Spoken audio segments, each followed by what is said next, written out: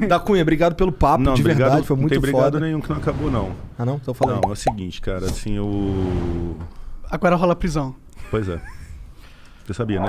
Sabia, eu tava só esperando. Porque eu não queria falar, mas tem a questão da apologia, que é um crime permanente. Então, pode entrar, pessoal. Chama aí, ó. Eu trouxe uma equipe. Cara... Ih, caralho. Pode levar. Pode levar. Revista. Os dois, tchau. Eu Galera, também? Eu fale. não, né? Eu tô tranquilo. Não, a gente não fechou? Deixa ele pro saco agora, tá, nós fica aqui a foda-se, subir o programa. Ó, Ô, não, eu sou do bem, cara, eu sou tô tranquilo. assumindo o programa que já tá estourado de sucesso.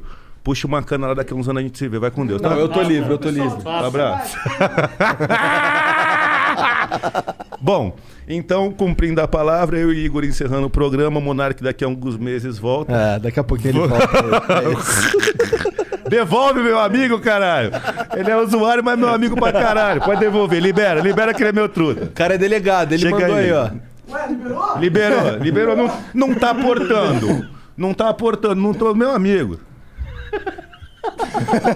Não deu nem pra fazer a hashtag Monark solto, né?